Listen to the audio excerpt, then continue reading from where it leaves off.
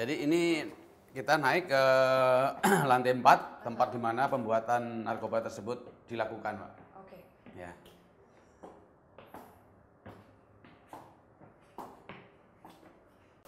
Kalau di lantai sini tidak ada apa-apa, Pak?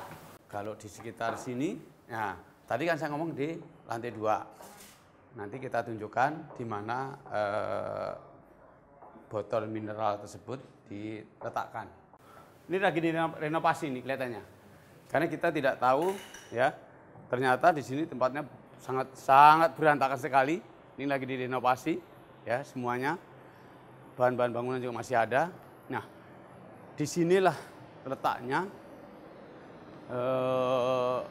botol mineral itu yang dipesan oleh para konsumen, taruhnya di sini. Oh, di sini. Nah, nanti di sini diambil oleh Veldi, baru diserahkan ke si konsumennya. Dari sini bisa langsung melihat ke bawah ya? Ya, ke tempat diskoteknya. Ya, ini juga bisa nih. Ini kan DJ nih. Di sini letak DJ. DJ-nya di sini ya? Iya. Ada berapa, Pak, waktu yang ditemukan di sini, Pak? Ada berapa botol?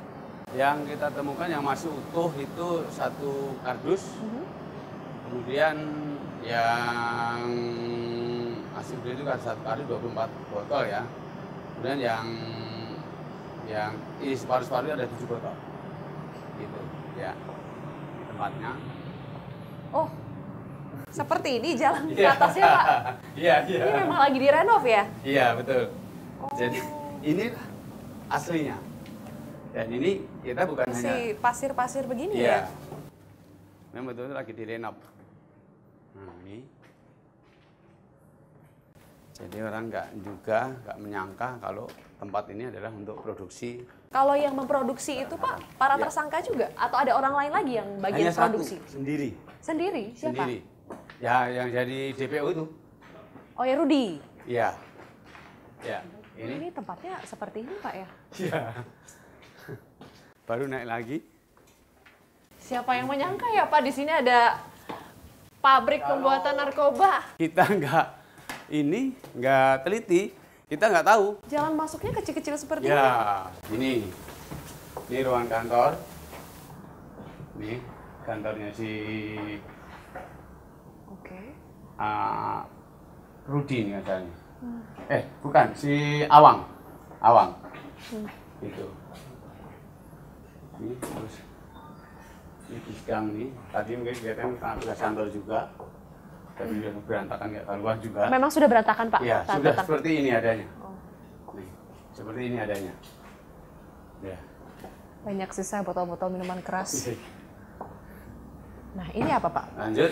Ini ruangan tadi ini ada TV. Di sini ada TV. Mungkin untuk istirahat. Itu. Nah, langsung ke sini, Mbak.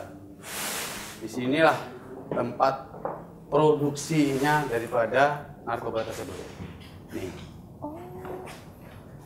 Kenapa seperti pada hancur-hancur ini? Ini karena kan korosi. Masih bau ya, Pak? Ya.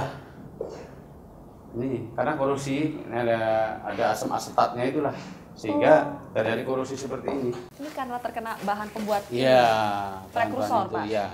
Ini apa, Pak? Prekursor. Enggak, ini kayaknya air ini. Air rebusan ini atau ini.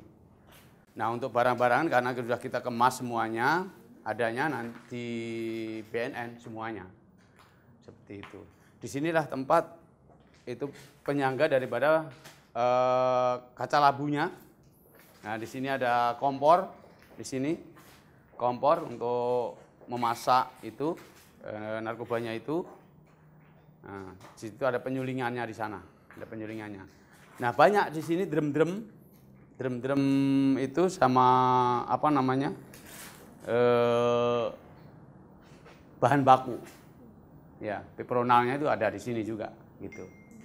Ya, kalau kita lihat hanya di ruangan seluas berapa ini paling? 4x6 ya. Jadi bisa dikatakan ini home industry begitu, Pak? Bisa dikatakan demikian tidak? Ya, kira-kira gitulah. Home industry lah kira-kira. Sebuah diskotik yang memproduksi ekstasi cair telah beroperasi lebih dari 2 tahun. Pemiliknya dengan lihai mengelabui aparat dengan membuat varian narkoba dalam bentuk air mineral.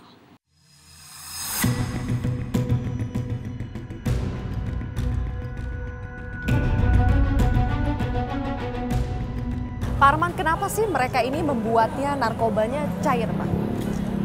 Ya, salah satu saya kira dari segi efektivitas, efisiensi biaya.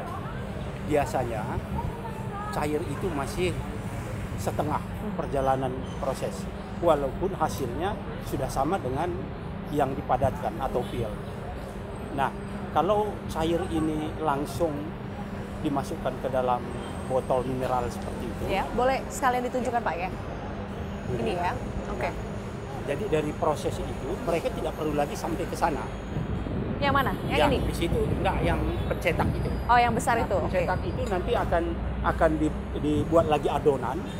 Adonan itu kemudian dikeringkan, baru kemudian dicetak. Nah, ini ada logonya.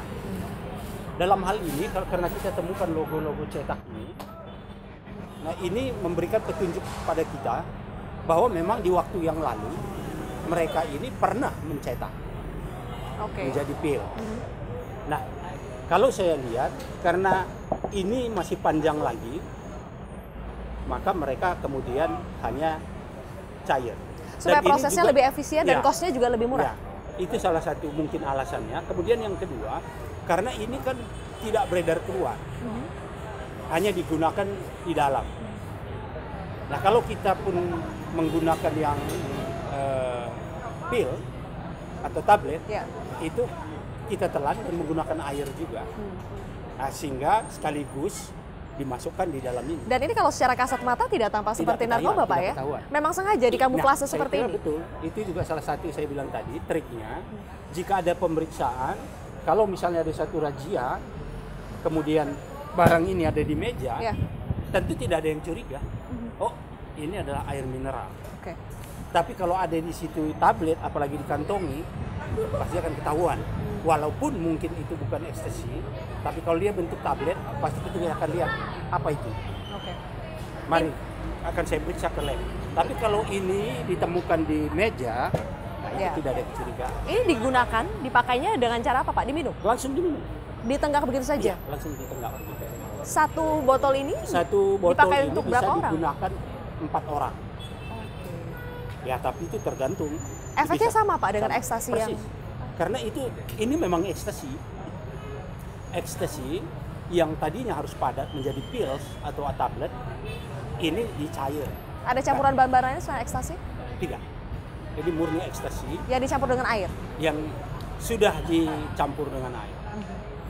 Nah, itu yang saya bilang tadi, logikanya memang benar juga. Toh kalau kita minum pil juga harus pakai air. Dan kalau kita lihat prosesnya, kalau pil itu masih memerlukan proses di dalam tubuh untuk menghancurkan dan menyerap. Oke, banyak yang Tapi mengatakan kalau ini kan Pak, sudah langsung betul. air. Banyak yang mengatakan bahwa ini narkoba jenis baru. Tapi ini betulan narkoba jenis baru atau modusnya saja Pak yang baru dengan cair ini? Enggak, modusnya cair juga tidak, karena sudah berapa kali kita temukan narkoba baik ekstasi, kemudian sabu atau metamfetamin juga bentuk cair. Oke. Bahan-bahannya Kalau Pak, ini Pak ya? bahannya, biasanya untuk membuat ekstasi itu digunakan satu bahan yang namanya MDMA. MDMA. Ya. Tetapi yang kali ini kita temukan ini berasal dari MDA. Bedanya apa? Metal dioksi amfetamina. Sebenarnya tidak ada bedanya, cuma bahannya saja yang berbeda. Hasil akhir dan produknya tetap adalah ekstasi. Oke. Jadi bukan baru. MDA itu di Indonesia memang jarang. Saya baru sekali ini menemukan MDA. Berarti mereka memperoleh bahan-bahannya dari mana Pak? Nah, Mereka itu impor tadi yang dari saya mana? sebutkan. Ada yang dari resmi, saya lihat dari importir, ya. Ada 2 importir yang kita lihat, yang resmi, tapi ada juga kemungkinan dari sumber ilegal.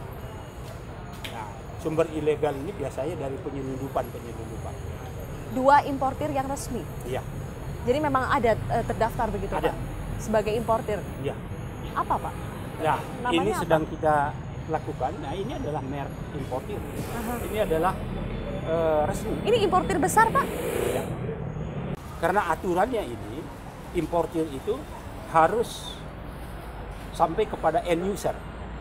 Jadi tidak boleh lagi menyimpang kiri kanan. Dan pada saat end user menggunakan, dia harus lapor kepada kita habis atau tidak, sisanya berapa. Biasanya end usernya siapa Pak yang legal? Pabrik-pabrik dan ilegal, farmasi kah atau pabrik-pabrik yang lain. Nah, kalau ini ditemukan di luar end user, maka di sini ada penyimpangan, diversi. Nah, penyimpangan ini apakah diketahui oleh importer atau mungkin disengaja sama mereka? Nah, itu akan menjadi resiko sendiri. Mereka beroperasi hampir 3 tahun, tidak ketahuan. Apakah betul Pak karena ada aparat yang membackingi?